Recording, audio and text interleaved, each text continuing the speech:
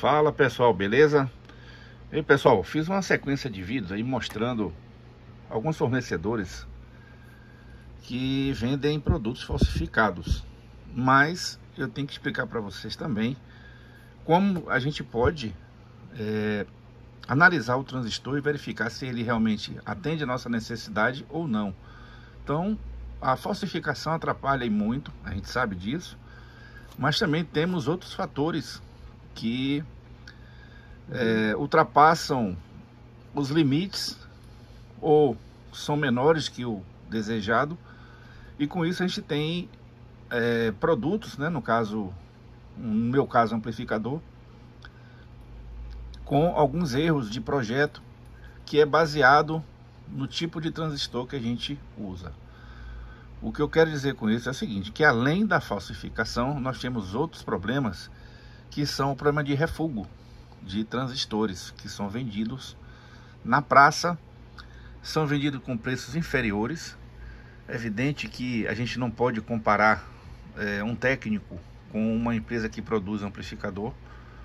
Então devemos ter consciência que é interessante a gente ter em mãos peças confiáveis, ter peças que tenham pelo menos um registro bem próximo aí do datasheet do fabricante, e com isso a gente vai ter uma manutenção, digamos assim, bem executada. No meu caso, como eu utilizo para produção de amplificadores, que eu digo para vocês que é mais fácil do que consertar. Consertar, gente, é complicadíssimo, porque você tem que saber o ponto do amplificador, tem que saber que tipo de grandeza o projetista utilizou para colocar aquele transistor.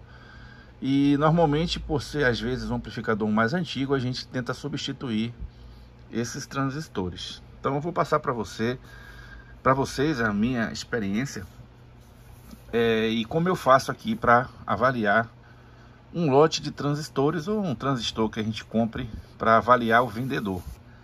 Então eu deixei aqui, ó, abrir alguns transistores TO3, que é o que mais o pessoal faz falsificação devido à escassez dele no mercado. Então eu abri um a um para mostrar para vocês, e vou fazer uma análise simplória baseado em dois equipamentos que eu utilizo. O primeiro é esse aqui, que me fornece uma informação de ganho, só que o detalhe do ganho, gente, você tem que observar qual é a tensão que o instrumento usado para emitir o datasheet foi aferido, ok? Então aqui eu consigo no máximo uma tensão de 4,5 a 4,8 volts. Então a gente tem que trabalhar também com efeitos comparativos, ter um transistor de boa qualidade e procedência e fazer uma comparação entre um com o outro, ok? O outro instrumento que eu utilizo é um capacímetro, pode ser qualquer capacímetro que possa medir entre picofarads e microfarads, para você ver o tamanho da pastilha, ou seja, a capacitância tem a ver com o tamanho da pastilha que está sendo utilizado. Então quanto mais o transistor for de potência, e que eu falo corrente e tensão, mais a pastilha é enorme. O tamanho dela é baseado na potência do transistor, ok? Um outro aspecto também, gente, que é bastante interessante vocês observarem, além dos parâmetros iniciais, né, de ganho, tensão de operação e corrente drenada, a gente tem que medir também a velocidade do transistor, ok? O datasheet é uma ferramenta, digamos assim, um manual, né, que a gente tem que prestar bastante atenção quando for fazer análise de transistores, principalmente transistores que a gente compra no mercado sem nenhum tipo de critério, ou seja, chega nas nossas mãos e a gente simplesmente faz os testes básicos, né, que é para verificar se ele é aceitável ou não. Então, para mim, os dois testes básicos que eu utilizo é o teste da capacitância e o teste do ganho, ok?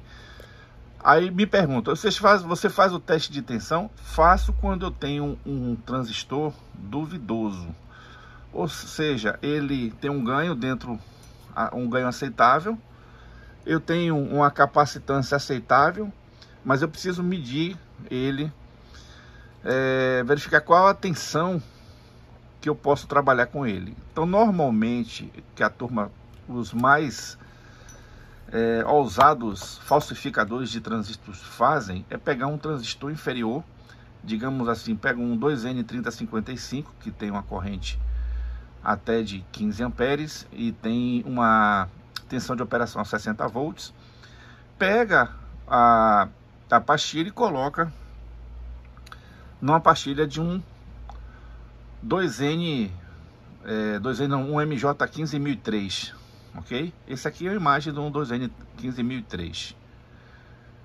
Então esse aqui, gente, é um transistor original. Olha o tamanho da pastilha, olha o tamanho, olha a espessura do fio que liga o emissor e em comparação com o da base, porque o coletor já está instalado, tá? Esse transistor aqui, ó, vocês observam que ele já foi testado no limite. Você vê que mostra ali que houve um aquecimento excessivo na pastilha. Essa pastilha era colada nessa parte metálica, uma cola, digamos, que tem um contato elétrico para ser o emissor, e você tem ali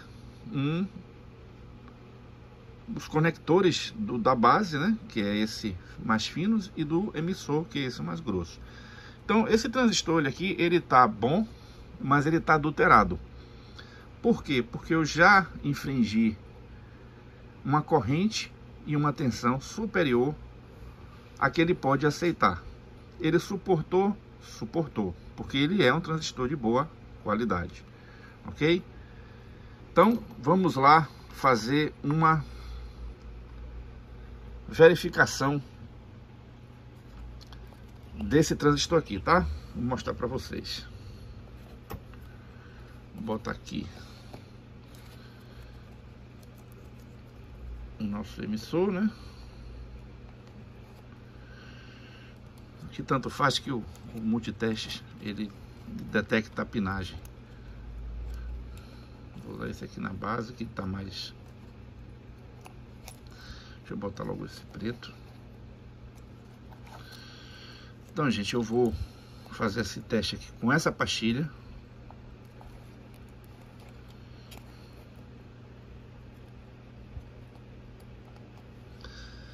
Vou fazer o teste com ele. Então tem um ganho de 212 vezes. Observe a corrente que eu estou utilizando, 2.0 miliamperes, e o meu VBE, que é 443 milivolts. Aparentemente é um transistor PNP, tá, gente? Isso aqui é se eu não me engano, não é MJ15003 não. É um transistor MJ45062, é o complementar do MJ802. Então observe que o transistor ele tem características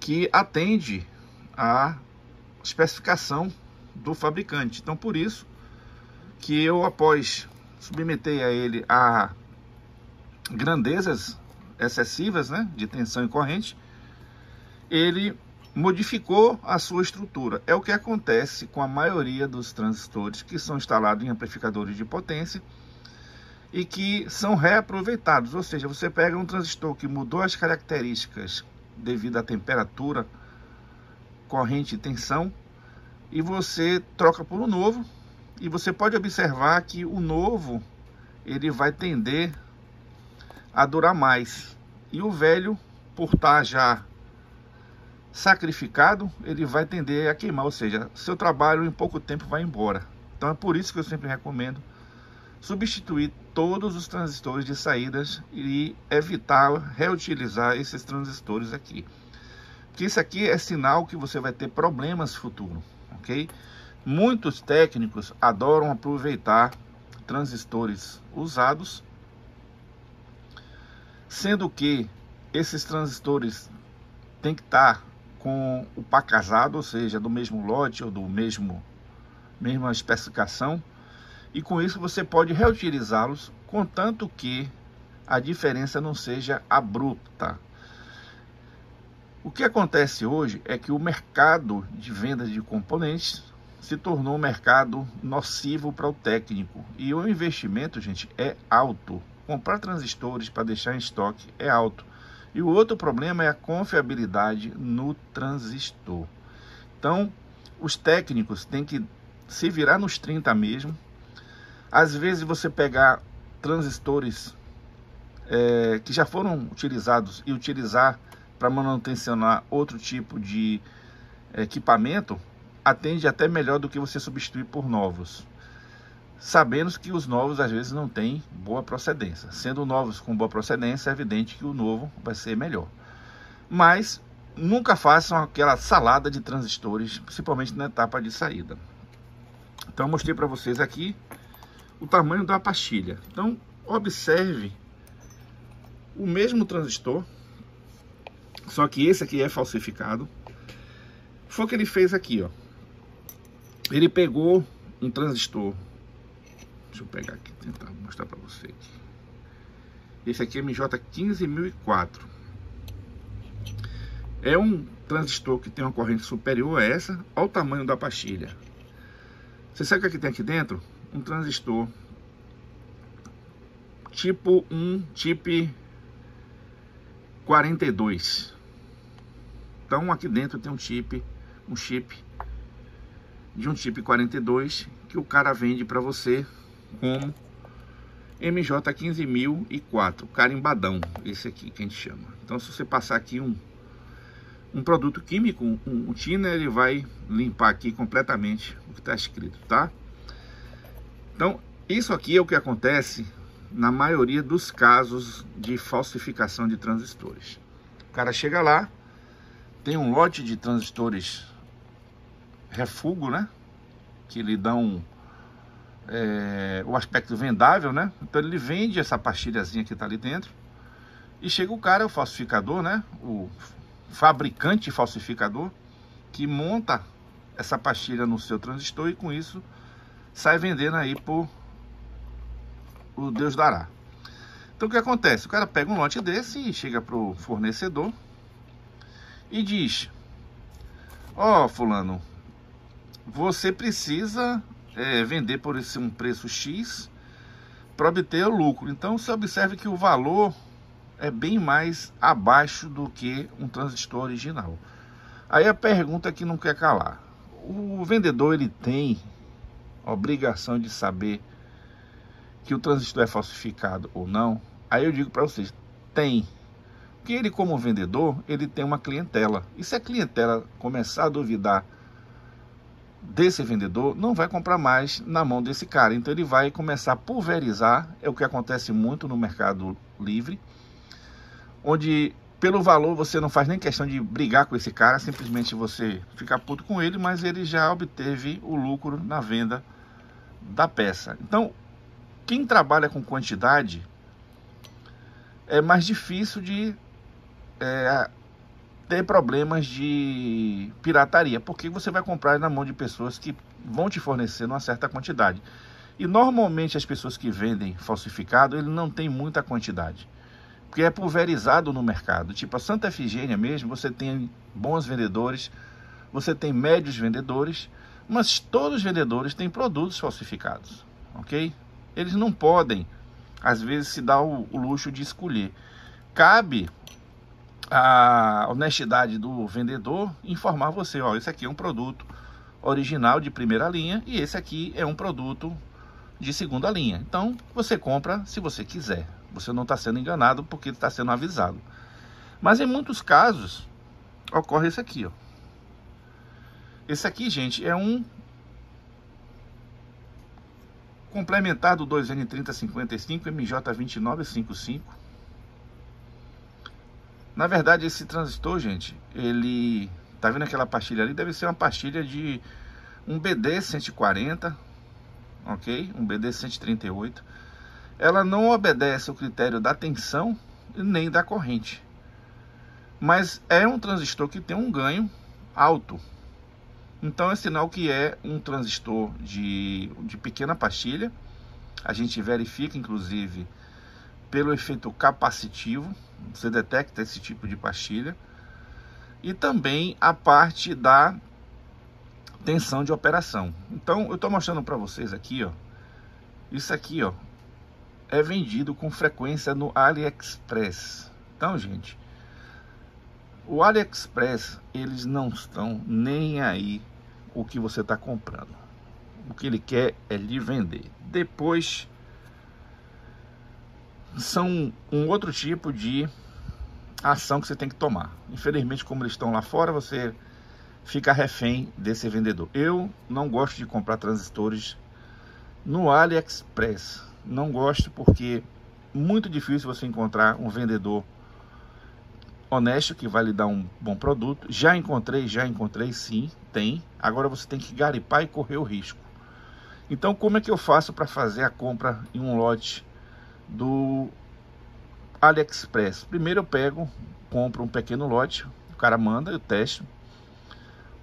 Estando dentro das conformidades, eu começo a comprar na mão desse fornecedor. No primeiro deslize que ele der, eu corto completamente, porque eu sei que eles fazem amostragem para você, eles sabem que você está comprando por amostragem, e quando você comprar um lote maior, que é através da empresa mãe, né, que é o Alibaba, ele lhe vende um lote maior e você quebra a cara que ele te manda um outro tipo de transistor ou de peça que você comprou. Então tá aí, ó. Esse aqui é um transistor, gente, original, que foi remoldado uma pastilha interna. Esse transistor aqui, ó, ele ficava no tempo, ele tá dessa forma aqui. É um transistor usado em fontes chaveadas. As primeiras fontes é um BU. Então você observa que esse transistor aqui, ele tem uma pastilha até diferenciada. É um bom transistor, mas vocês observam que ela já foi remoldada no transistor. Então, gente, a gente convive com esse tipo de situação no mercado. E se você não conhecer, fatalmente você vai estar comprando falsificação. Para você ter ideia, eu já quebrei a cara diversas vezes e às vezes ainda quebro a cara. Mas é aquela coisa que você precisa ter. Você precisa ter um histórico de quem você está comprando. Exemplo aqui, todos esses transistores aqui, ó, são falsificados, todos. Meus transistores de referência, eu tenho um transistor aqui da RCA, MJ15004. Tenho de referência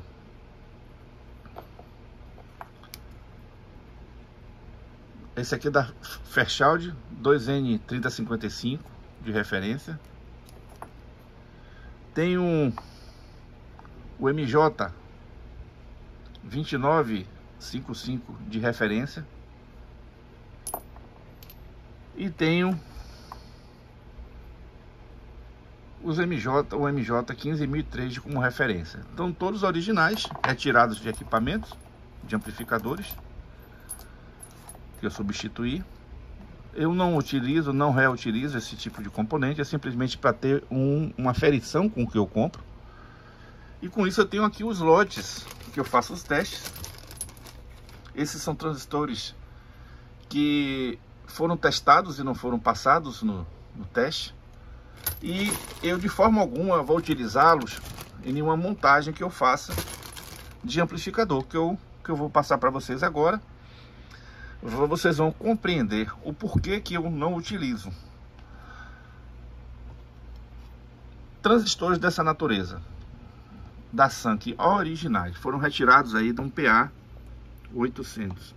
Eles estão bons? Estão, só que eles já estão no final de linha, de carreira, ou seja, eu não consigo um amplificador com alta performance utilizando eles. Primeiro que são transistores lentos e são transistores antigos, que não são fabricados. Então, gente, o que eu faço para escolher os meus transistores nos meus projetos, eu primeiro divido o amplificador, né, nos 3 estágios, e qual a finalidade do transistor. Então, o que eu pretendo ter como transistor nas etapas dos amplificadores. Então, na primeira etapa, eu preciso ter um transistor que possa trabalhar tipo como CCS, na fonte de corrente constante, um par diferencial ou no espelho de corrente. A corrente aqui de operação é baixa, tem que ser um transistor intermediário em velocidade, não pode ser nem muito rápido, nem muito lento.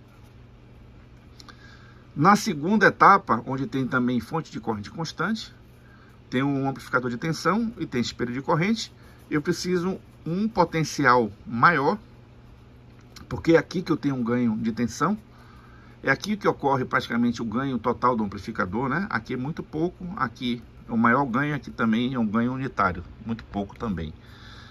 E nossa terceira etapa, que tem os drives e tem a etapa de saída. Os drives, gente, que a gente chama do triplo Darlington, duplo Darlington ou Darlington, você tem aí 2 transistores ou 3 transistores na formatação Darlington ou na formatação Ziclay. Outro detalhe é que quando você tem transistores Darlington, vocês observam que o ganho dele é potencialmente bem maior do que um transistor comum. Então, o transistor Darlington tem essa vantagem. Ele funciona como tipo um buffer, que ele tem uma alta impedância na entrada e tem uma baixa impedância na saída. Então, essa é a característica da etapa de saída em Darlington, tá? Que é o drive mais o transistor de saída, propriamente dito. Então, esse daqui é um transistor que eu me preocupo bastante. Esse também. E aqui a gente já começa a ter uma facilidade de escolha. Então, quando a gente observa os transistores utilizados nessa etapa e nessa, a gente tem que obedecer rigorosamente o que a gente estipulou ou o projeto que já existe formulado para esses tipos de transistores. Ok, gente? Então, isso aqui é uma forma de você analisar transistores para utilizar nisso aqui. O outro teste que eu faço, gente, na verdade eu monto um amplificador e faço o teste que aqui é a nossa resposta em frequência. Então aqui você tem a resposta em frequência do conjunto. E se você quiser testar transistores nas 3 etapas, você faz utilizando essa avaliação. É evidente que você precisa do equipamento para fazer esse tipo de avaliação que está aqui. Outro detalhe tipo, eu vou testar os transistores de saída. Eu tenho um amplificador que eu uso como referência, onde eu tenho os ganhos de entrada, tenho os ganhos dos transistores de entrada, do par diferencial, espelho de corrente.